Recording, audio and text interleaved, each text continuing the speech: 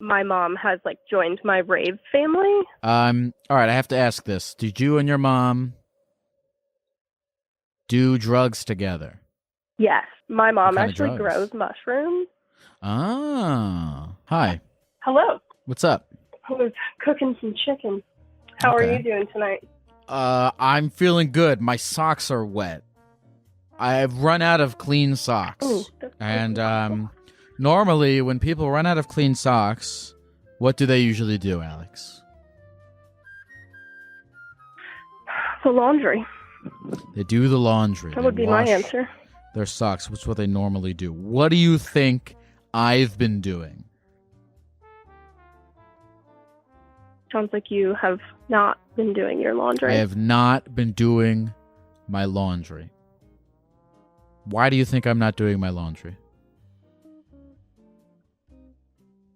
It's a great question. Do you have in-house washer dryer or do you go to a laundromat?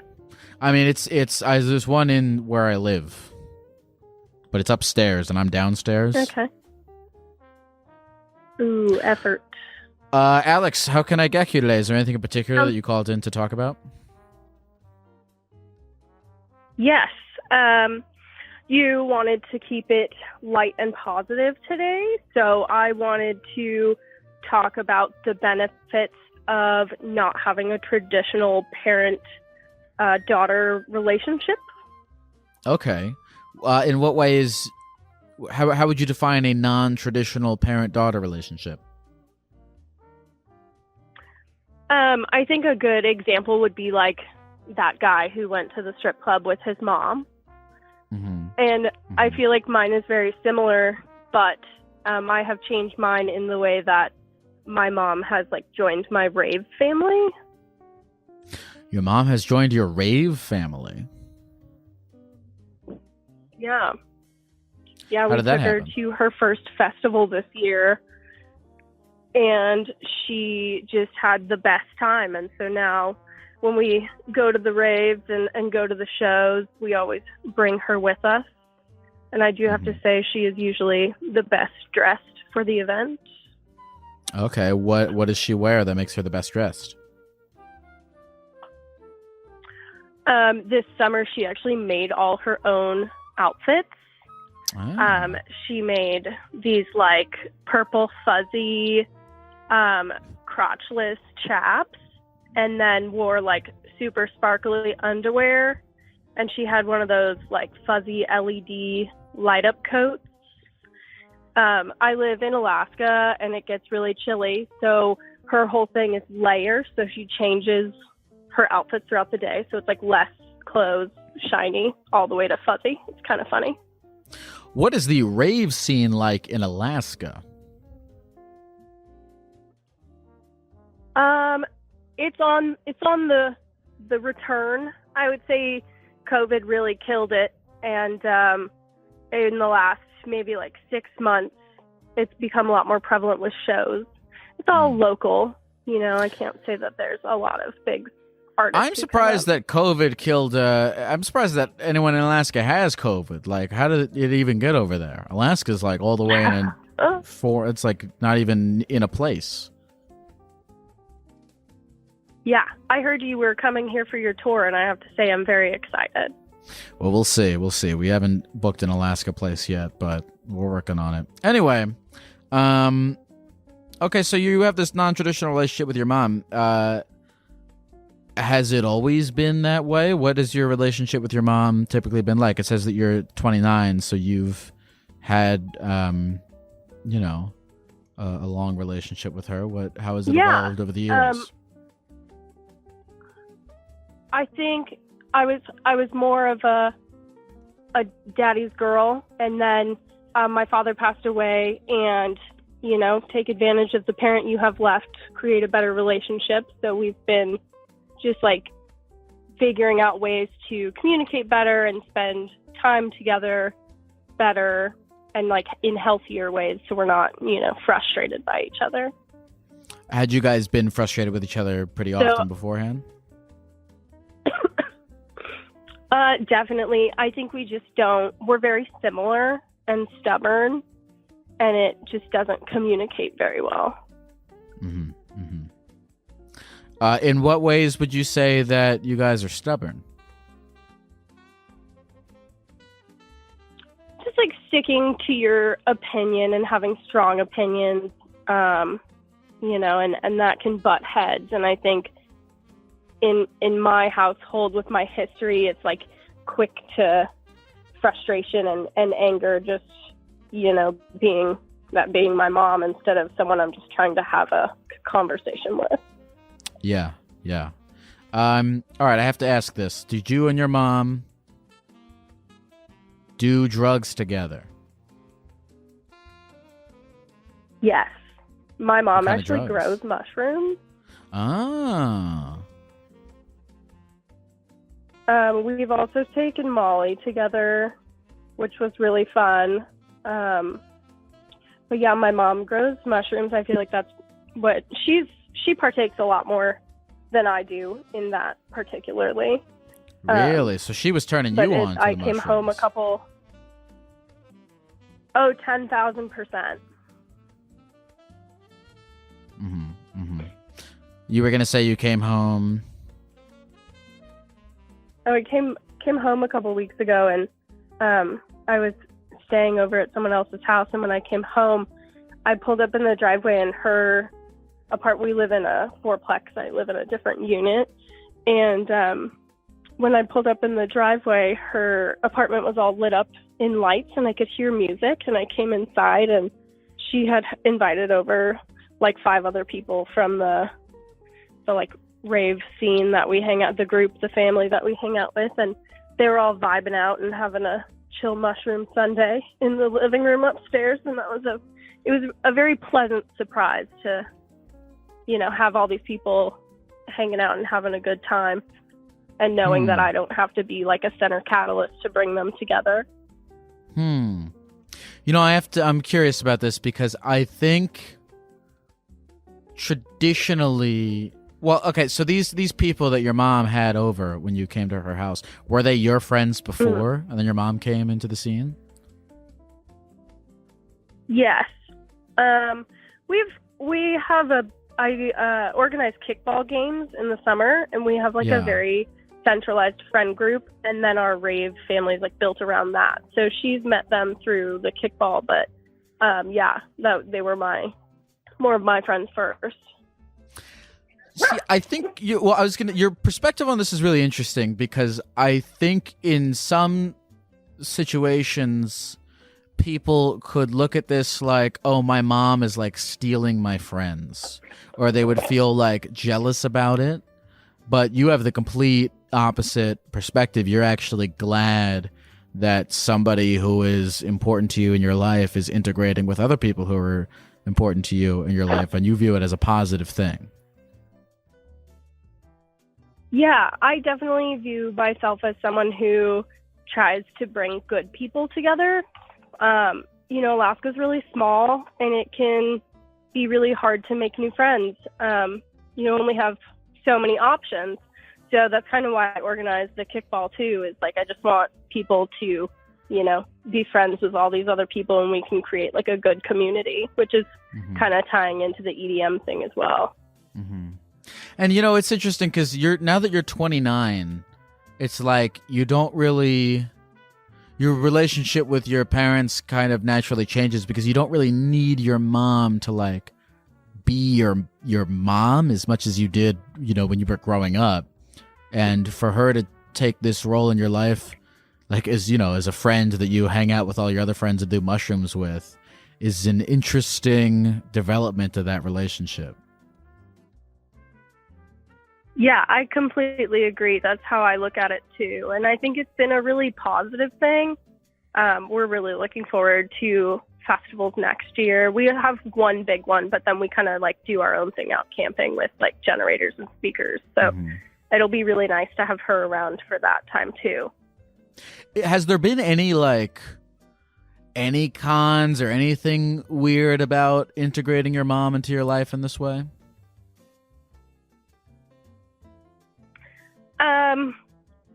I'm always kind of nervous. Like, what if she, you know, she's an adult and she can make her own choices, but what if she did choose to like sleep with one of my friends? I think that would be a con. I don't think she would, but I've always kind of viewed that as like, I don't know if I would be comfortable with that. Why would that like to hit on her and be like, oh, it's your mom?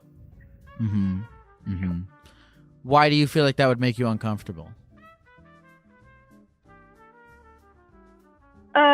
I think it depends on the person, right? Like if it was someone who did it and then like kept throwing it in my face for the rest of my life, like, oh, I had sex with your mom, you know, like that, it would be kind of like my barrier. Like I think it's funny when people can be like, oh, I was at your mom's house last weekend, you know, hanging out doing mushrooms in the fort, which is like a positive thing. But the other thing, I could see it being positive, but I don't know. I'm nervous if that were to happen, how I would react. Now, if your mom, let's say, like, is it just a hookup thing that would bother you? Like, if somebody from this group started, like, seriously dating your mom, how would that feel? I don't know. My mom has a tendency to, like, she dated a bouncer at one of the regular bars that we go to. And so I think that would actually be more comfortable for me, which sounds weird. But, you know, she's been single for like 10 years now, maybe a little bit more. And live your best life. I just don't want it to negatively impact mine. Yeah, this is an interesting issue because a lot of the way that you're integrating your mom into your life is very much I would say like a celebration of her as a person in your life who has her own independent identity outside of just being your mother. And you've integrated her into your friend group and, you know, into this rave scene, which I'm sure is very exciting for her. But you have this fear of it extending into this like sexual romantic place with the rest of your friend group, which, you know, I can understand why people bragging about fucking your mom would be a not pleasant thing. Yeah, like I said, I don't think it'll ever happen, but you know, you had asked and I think that was my honest answer. Is this something you've ever talked to your mom about?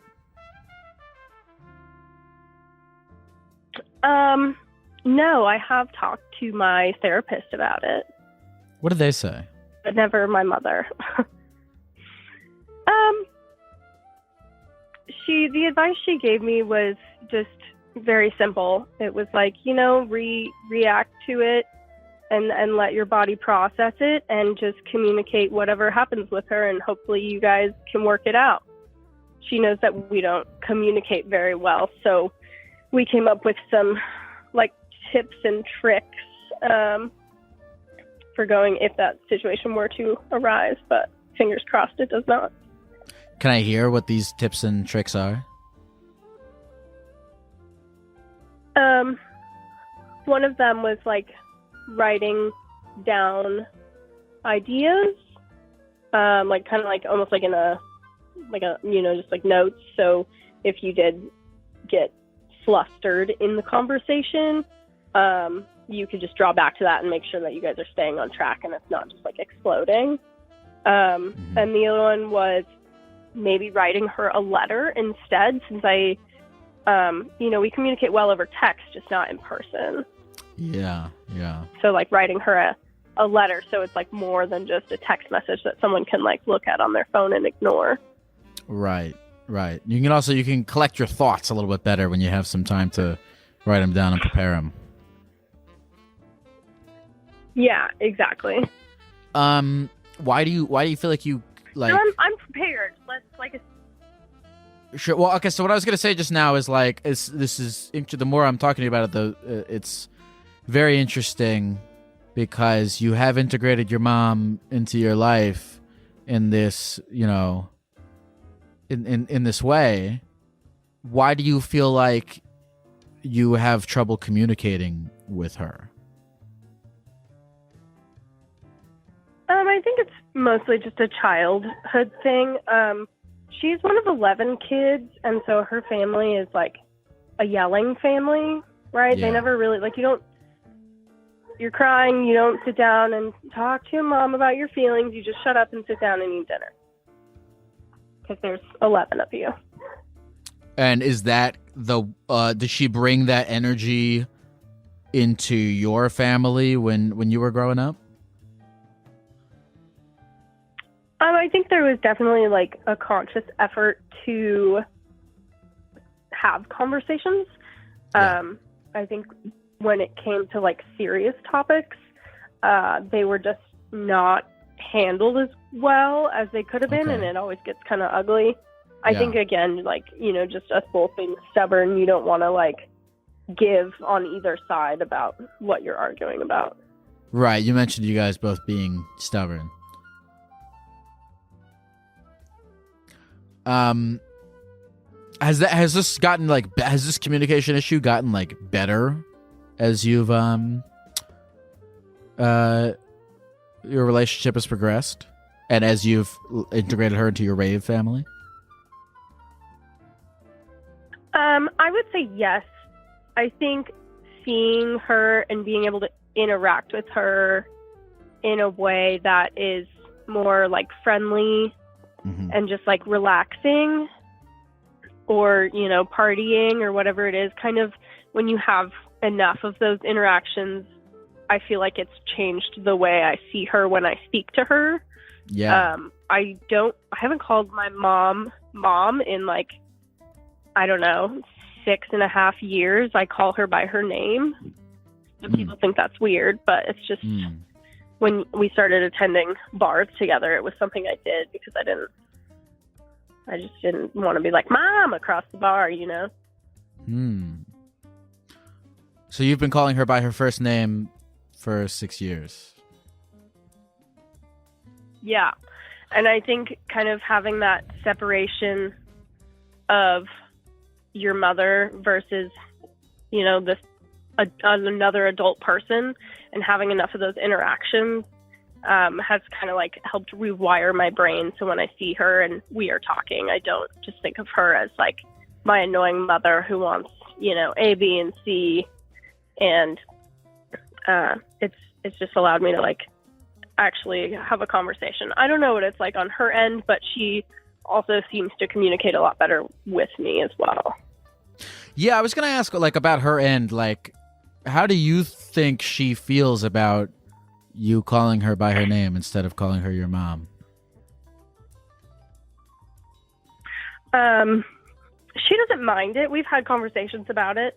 There's a lot of people who think it's weird and they'll be like, why do you call her that? And I'm like, that's her freaking name. Like, yeah, she's my mom, but I don't know. I feel like once that kind of like high school, teenage mothering situation turned off, I just turned the name off. Do you feel like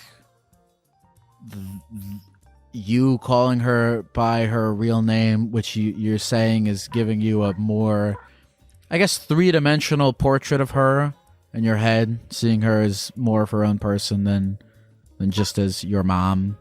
Do you think that's helped your guys' relationship? I don't think I noticed a difference in the beginning as much as I do now. And I don't really know what exactly came into play with that. But I think in the beginning it was just like, oh, I'm at the bar with my mom. I don't want other people to see her as my mom in case, whatever. So a part of it was like in service of her. Yeah.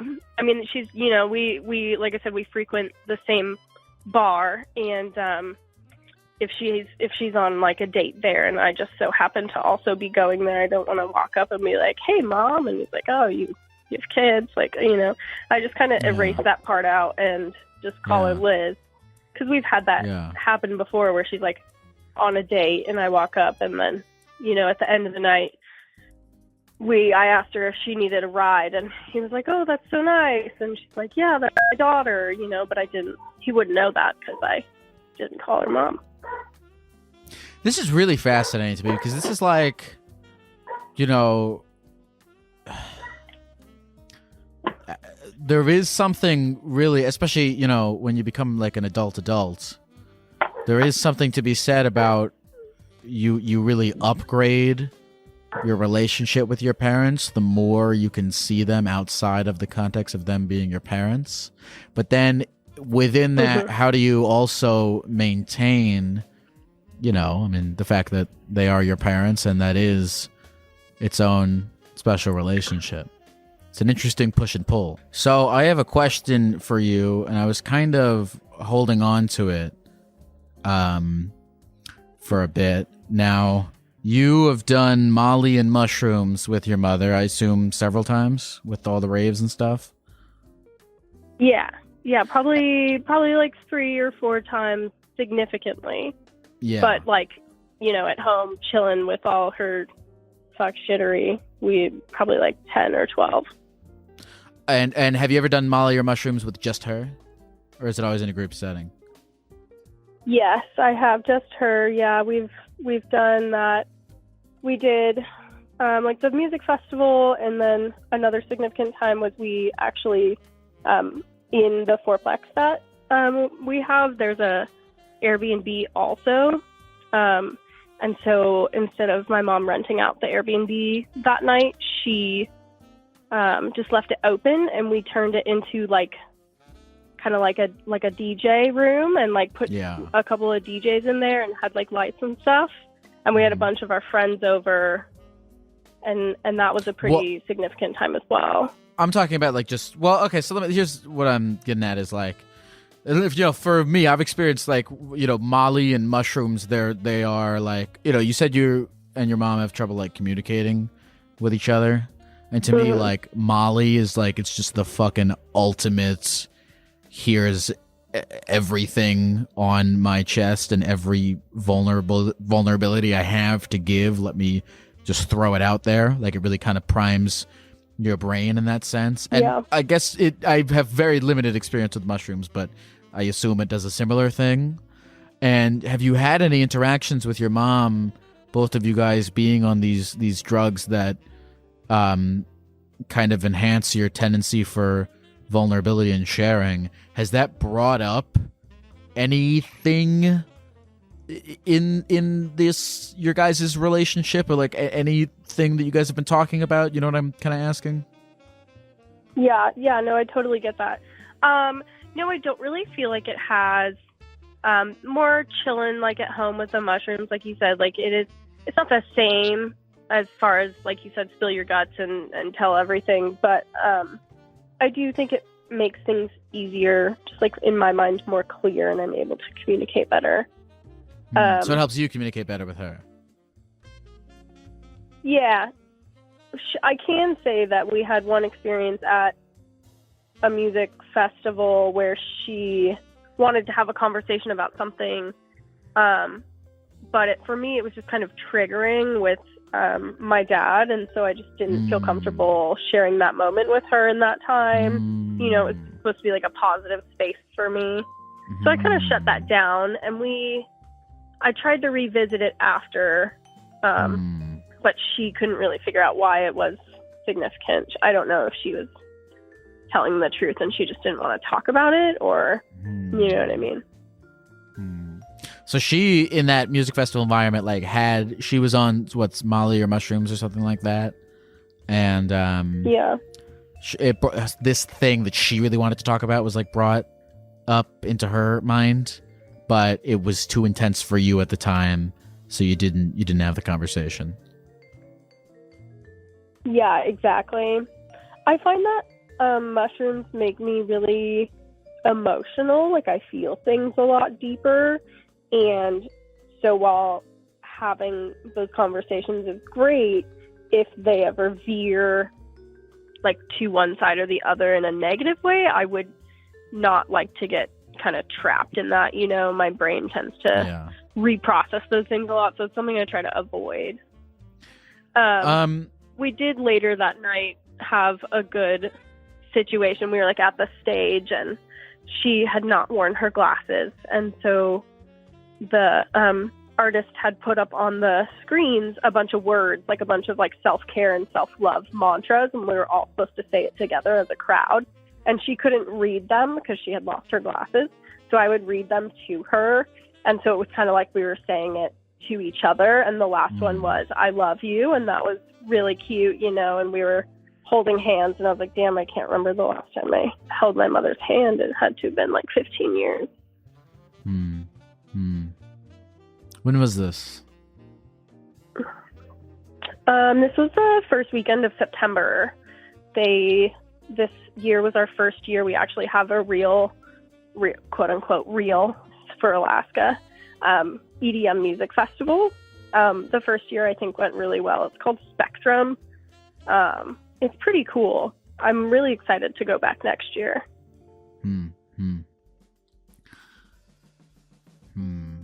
So, does any, like that, your mom had that thing that she wanted to bring up that was kind of personal and that you didn't really want to talk about. Does any part of you, either out of curiosity or out of anything, like desire to in the future get your mom in a place where you guys can talk about whatever that thing was? I kind of brought it up to her, and she had said that it, like, I was like, hey, remember when you wanted to talk about blah, blah, blah, and she was like, yeah, kind of, I don't really remember, like, why it was significant to me at that time. So it's, I guess it's just not something that's, like, it's kind of like, you know, you get a light bulb and then it's, like, gone. I don't think it was something super serious as much as, like, a memory. Okay. Well, this is really cool. It's great that you, like, I don't know, it sounds like you're figuring out a lot of stuff, but that, you know, you and your mom are, like, very heavily in each other's lives. And yeah. You know, finding these moments with each other. Yeah, I feel really lucky to have cultivated that type of relationship. And like I said, we're very similar, and she loves to host and so do I. And so it works out really well to live so close. And we definitely have an interesting, unique type of relationship. But I think for us, it's been really positive. Alex, is there anything else that, like, you want to say about this, or any other kind of, you know, aspects of this that you felt like we didn't talk about, or anything at all like that? No, I don't think so. I just wanted to, like, bring it to people's attention because I found the strip club thing with the mom so interesting. I was like, damn, Is that something I would go do? Like, I really had to think about it. And then also being able to be on the show was pretty cool. Nice to talk to you. Yeah, I'm thinking about a lot of the stuff you said, like, you know, how the fact that you call her by her first name, and that's weird to some people, and, like, you know, a lot of, like I said, I mean, even how when you were telling me about how they your mom has your friends over without you to have these shrooms, you kind of come over and they're hanging out, like, I can see why people would find stuff like that strange, and I'm really thinking about my own opinion on it, and, like, well, why is it strange? Especially, I mean, you're 29, and can I ask how old, you're 29, your mom's however old she is. I think she's 54. Okay. So you guys are both, like, grown ass adults, and so your relationship is at a point where it can reasonably take a lot of different forms. And I don't know, like, what exactly is normal, or kind of, like, the depth in which you can dive into with your parents, especially again as you grow older and you look at them more three-dimensionally. Yeah. I don't know if there is a weird or normal way to evolve that relationship. You know, it is kind of just whatever works for you. And it sounds like, you know, you had that really beautiful moment where you guys were doing those affirmations with her and holding each other's hands. And it seems like that's a really beautiful and integral moment in your relationship that you wouldn't have gotten if you hadn't kind of made the extra steps to integrate her more into your life. Yeah. So like I told you, I actually live in the same fourplex as her. If you want to ask her questions, I could take the phone upstairs. Ooh, See if she's willing. Give me 1 second. We have? Okay. Let me think here. You know what? Yeah. Let's talk to her for at least a little bit. It's okay. Let's talk to her for at least a little bit. And she's not here anymore. She was just here. She was in my apartment earlier in the call trying to talk to me, so I thought she was home. I'm so sorry. Is she not here? No. Earlier, she came downstairs and was trying to talk to me, and so I just came upstairs, but she's not here. Oh, that's okay. Where do you think she went? I'm not sure. She likes to go to bars too, so she might just be having dinner or something. I think it's like 6:30. Mm-hmm. But that kind of ties into the side of like more of a friend, right? Like we live in the same building, but we don't live in the same apartment. Like I thought she was home, but I didn't know. We share locations on the phone, so it's nice to be able to check, see if somebody's home or not.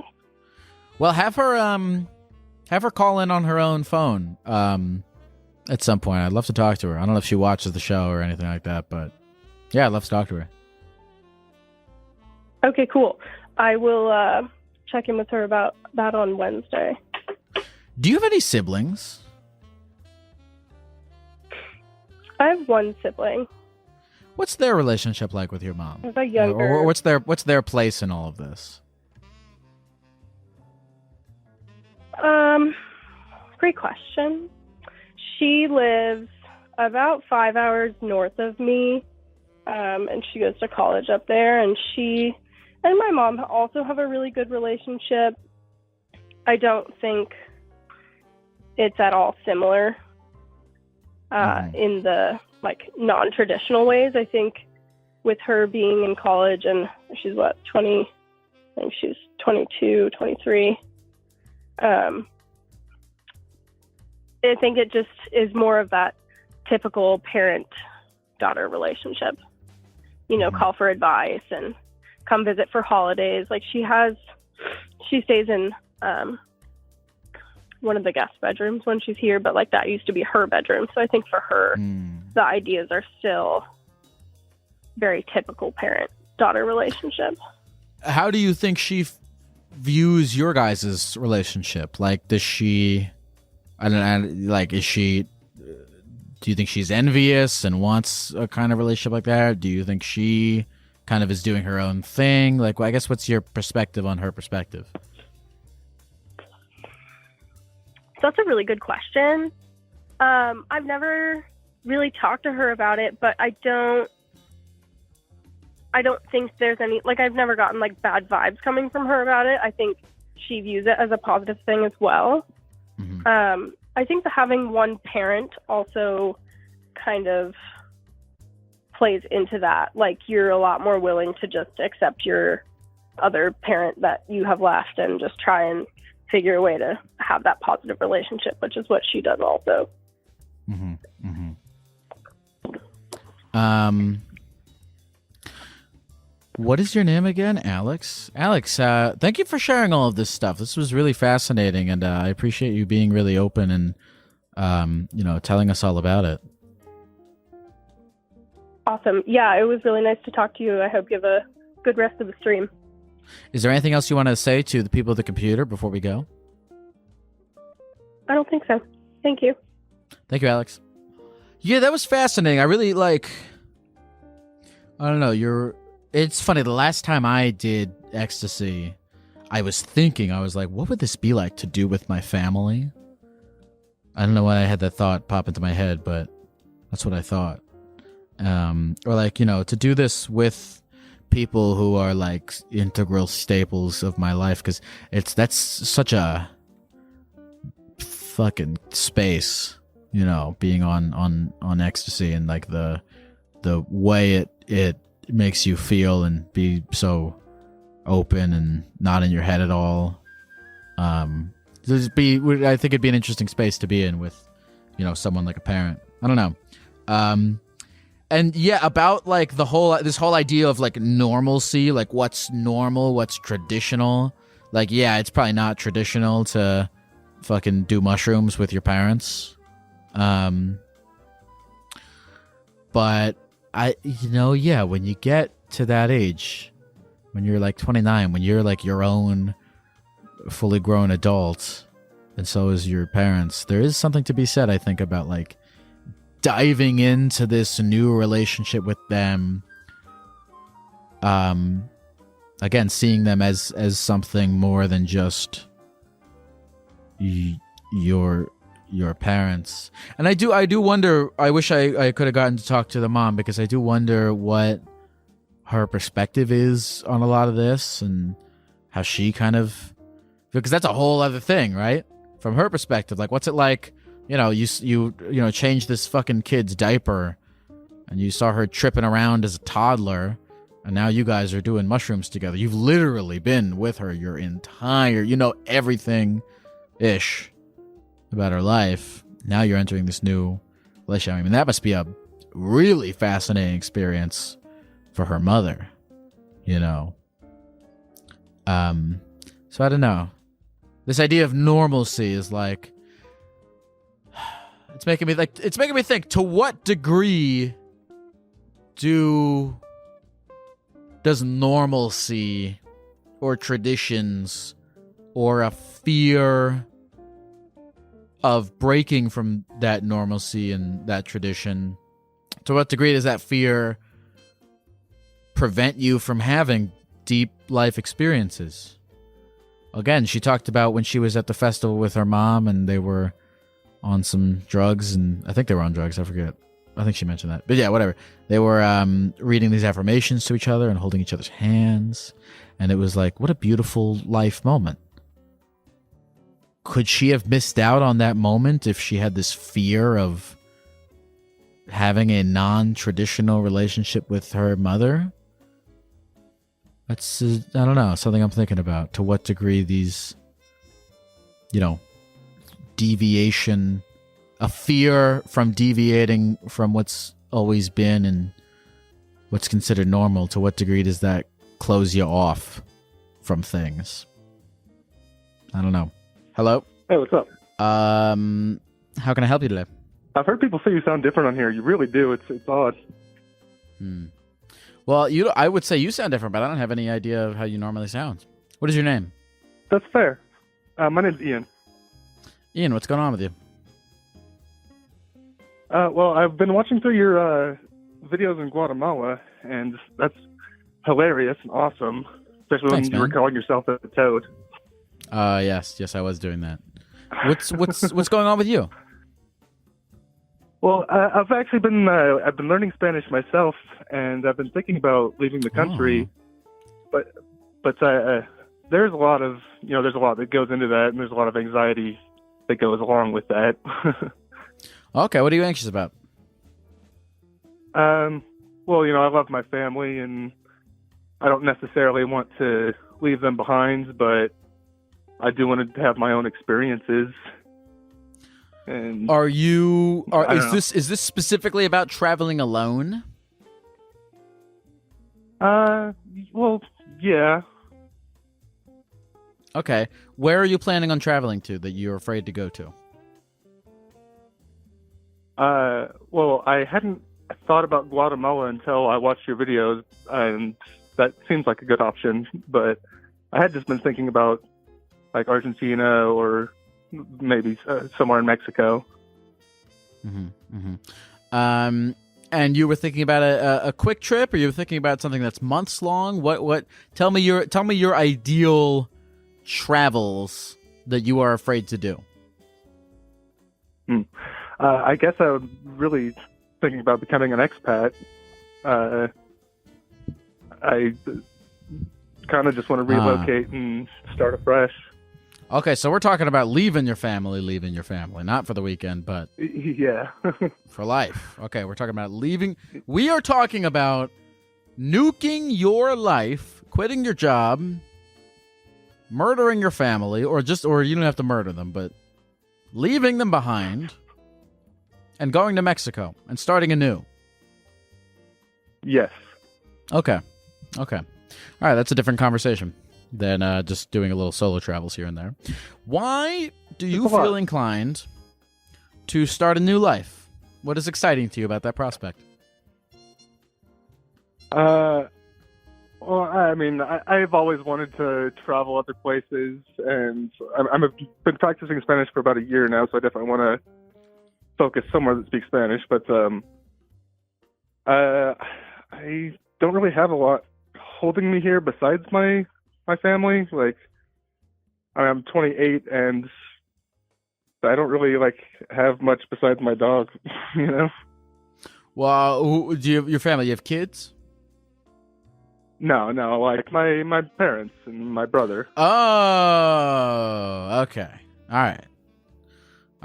Yeah, that's no, different. That's different. Okay, I thought you had kids, Not that and I was far. like, well, it's one thing to, because you can't. I mean, look, it's one thing to leave your children behind. No, but you can leave. No, It's normal to leave your parents behind. A lot of people do that. A lot of people leave their parents' house and start a new life, but you're a dick if it's your kids. Yeah, and see, I actually moved out of my parents' house when I was 16, and I moved to Colorado, and then I ended up in Illinois, and I got really homesick in Illinois. Ended up coming back to Utah, and Okay. I really love my family a lot. But Okay, so you're 28 and you're thinking about starting anew in Mexico. Yeah.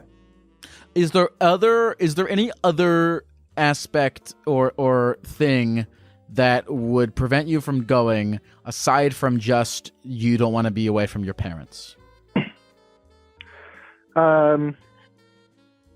I mean, I am the manager of where I work, but that's not a huge thing. They can find another manager, but yeah, I also don't think that. What are you the manager of? so I work for a charity organization. We take in okay. clothing donations, and yeah. Okay. Well, what would you want to do if you moved to Mexico? I mean, I could be a cook. I could work on a farm. I could, I don't know, be a beach bum. Well, listen, I'm gonna say a few things about this. First of all, despite what I said earlier, you don't actually have to kill your family to leave them. You can just simply leave, and they will still be alive. You can still call your mother. You can still call your father. You can actually even still go from Mexico back to the United States to see them. Are they older? They're a little over 50. A little over 50? Okay. What state do you live in? Utah. Okay, how long have you lived in Utah for? It's kind of a weird conglomeration because I've moved so much. In total, probably 19 years. Okay, so you moved a lot. So what I was going to ask you is, have you done a lot of traveling? I mean, you're talking about moving to a new place. Have you even visited other places outside of the U.S.? I have never had a passport or anything. I've never been outside of the U.S. Do you have a passport right now? I don't. Okay. So that's an issue. But so I don't also usually. I'm doing a new thing where I'm trying not to tell people what to do, but I'm gonna tell you what to do. Is that okay? Yeah. Okay. I think it would be a good. I'm not going to tell you what to do. I'm going to tell you I'm not going to tell you what to do. I'm going to tell you what I think would be a good idea. I think enough. it would be a good idea for you to take a trip. Do you have a little bit of money saved up? Yeah. Okay. Are you able to get time off of your job? Definitely. You said definitely. Okay, great. Take a trip. Because I think jumping to the grand fantasy of completely abandoning your life and starting anew, attractive fantasy. We don't know what the reality looks like. Yeah. Not to say that the reality wouldn't be similarly attractive. I'm not going to say you shouldn't do it. But if you've never even gone on a trip by yourself to a foreign country and fucked around there for like, a week or two, a weekend even, then go do that. Because obviously there's something within you, some desire to get out there and explore and have a psychedelic experience of a life outside of your routine of, gathering clothes and hanging out with your parents. Which is a good desire to have. It's good. While we're alive, you're alive. You're going to be dead at some point. You should go out and do things, I think. And I think you think that too. I'm not just saying that because I think you think that too. That's why you're on the phone with a Gecko talking about definitely. whether or not you should abandon your life. So it would be a good idea to take a trip before you abandon everything. Yeah, that makes a lot of sense. Okay, where do you want to take a trip to? Where are we going? Can I come? I mean, I would. That sounds amazing. I count as a lap pet because you could just hold me to Japan in a cage. But... Where do you want to go? Argentina. Argentina. Okay. What's stopping you from going there? Just that I haven't done it. Actually, wait. I actually know the answer to that question. I forgot you don't have a passport. You need to do that. Go get a passport. Go get a passport. Do you know how to get a passport? I think you just go to the post office, right? And like fill out some paperwork, get a picture. Okay. That sounds about right. Okay, go do that. Go do that, and then go to Argentina. Just do it. Because when I asked you if you could get time off work, you said definitely. So I know you can do it. Yeah. Get your time off of work. Go to Argentina for a week. Do you know what a hostel is? Yeah, I've heard of them. Okay. This is not an ad. Go to hostelworld.com. Search for hostels in Argentina. And go book a week at a hostel. Go there by yourself. Pack a little bag. Put some clothes and a toothbrush and some shit in a bag. Book a plane ticket. Make sure you get your fucking passport and shit because you don't want to show without a passport. And go stay in a hostel in Argentina for a week. And go into the lobby of the hostel. Go up to someone and start talking to them. And they'll talk back to you. And other people will come and they'll start talking to you too. And then you guys can go out and drink somewhere. Or go look at a cool statue of something. You'll have fun. I was actually curious what kind of... I was curious what kind of preparation you did before you went to Guatemala. Like, did you like look it up a lot online and see what town maybe you should go to? I did very little. I was having an existential... I talked about this in that video that you were watching. I had an existential crisis, and I realized, and I looked at a... You know what I did? I looked at a map. I went to Google Maps, and I looked at where I am on the map, and I realized that I very seldom leave. I looked at the whole map, and I looked at all these places. I looked at how vast the world was. And then I looked at where I am on the map, And I realized I very seldomly leave a really tiny radius. Yeah. And I have no idea when I'm going to die. And I want to see stuff. So I should just start going and looking at stuff. And getting out of that radius. I'm very in Whatever tune with gets that me feeling, there. yes. Good. I'm glad you are.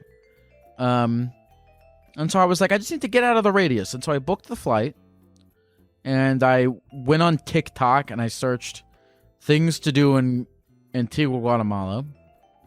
And I did a couple of them, but but to me the real adventures lied in just talking to random people at the hostel and the folks you meet doing that. Of course, my Gecko videos get me into some adventures. I go out dressed like this and people just start talking to me.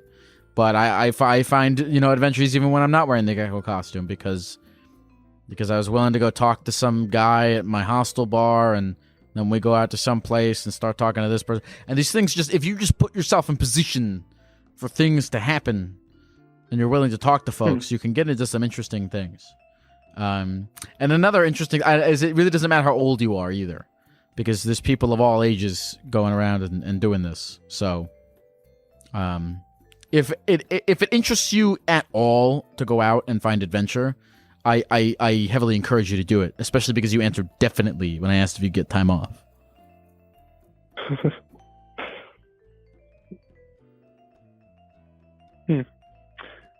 Yeah, that's a lot to think about, and I definitely appreciate the encouragement. I guess I don't talk to a lot of people in general. I was gonna say I don't talk to people about this, but I don't really talk a lot in general. I just kind of work and that's it. So, you got like a Walter really Mitty appreciate thing going your thoughts on it.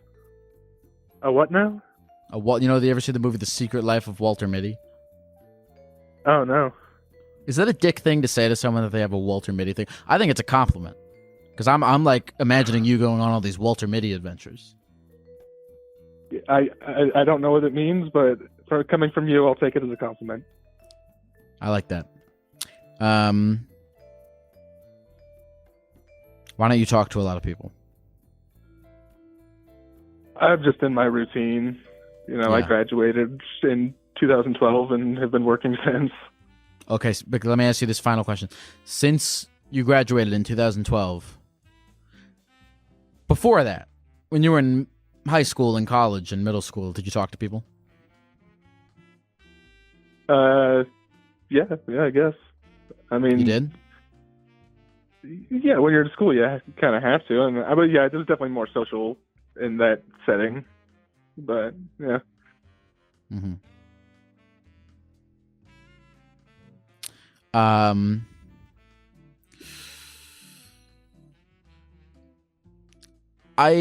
I think that the solo travel setting is very similar, right? Where it's like you have to, so you do. Yeah. What's your name again? Ian. Ian, is there anything else you want to say to me or to God or to SpongeBob or to the people at the computer before we go? Love SpongeBob. I'm an atheist, and I love you, and just keep doing what you're doing. I motherfucking love you too, Ian. Good luck. Let me know if you if you end up actually going to Argentina. Send me a DM. I want to know if you actually did it. Hell yeah. Send me a fucking photo of you in Argentina. Definitely... I want. In 3 months from now, when you get your passport, I want to see that photo. All right, I'm gonna go get my passport. I'm working on it. I'm doing this. Good. Okay, good. All right, thank you, Ian. Thank you. I am so fucked if that guy dies in Argentina. Like those people who die because they fell off of a cliff taking a selfie. I feel like he's gonna be like trying to take a selfie on a mountain to send to me, and he's gonna die.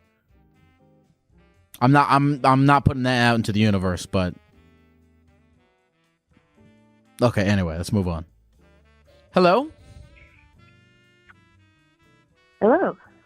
How are you? I'm fine. How are you doing? I'm doing all right. How can I get you today?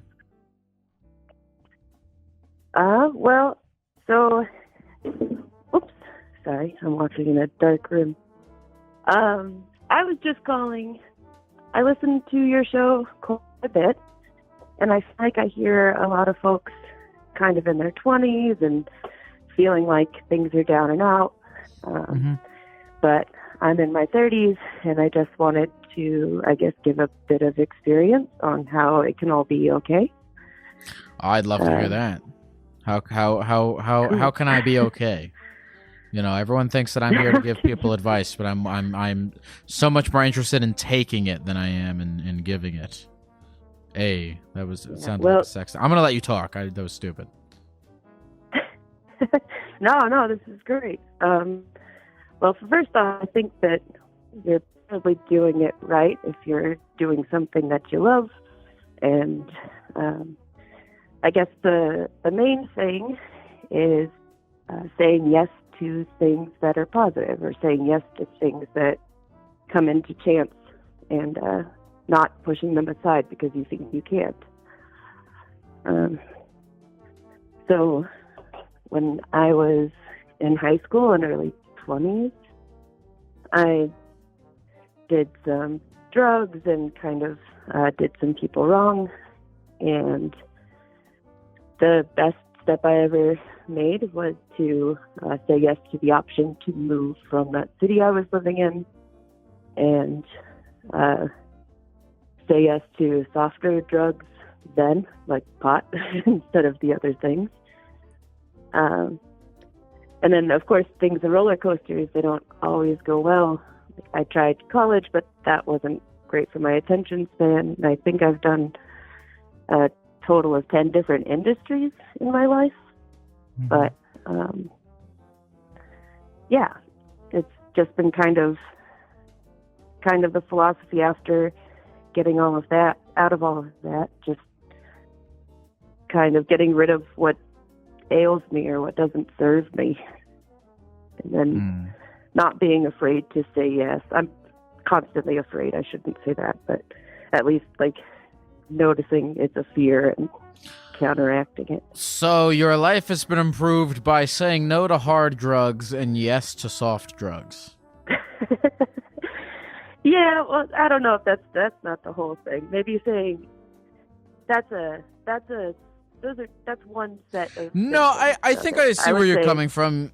You're no, I think I see where you're coming from. You're just like, hey, you know, there's a lot to gain by saying yes to the opportunities that present themselves to you within reason. Yeah, totally. Saying no to bad people, saying yes to people that are honest and loving. Right. So tell me what in your life today, in your life now, what's something recently you said yes to that you maybe weren't going to, but you did and it worked out?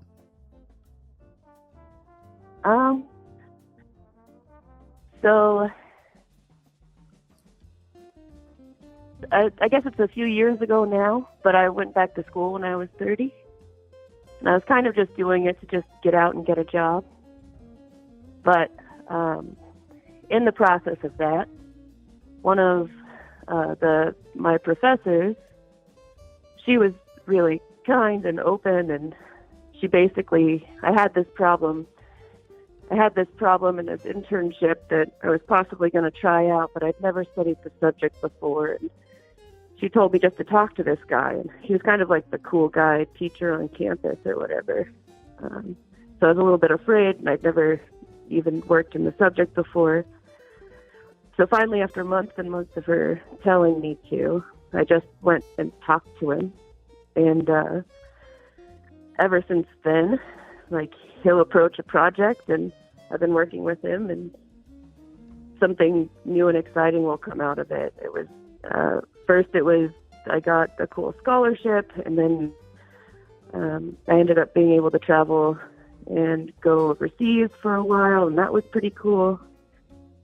And so I just kind of had to get over the fear of just talking to somebody about something I didn't know. And then, it's all worked out pretty well. And so 6-7 years later, and I feel like there are still opportunities. And there's still ways I can fuck it up, for sure. And I have to fight myself on that one. But well, listen, thanks for calling in and giving us that perspective. Is there kind of anything else you wanted to add to this or say to the people before we go?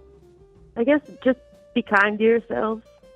Know that no decision is final, but as long as you're looking out for you and yours, then it's going to be okay. Thank you for calling not B. Thank you for calling B. That's all right. Have a good night. You too.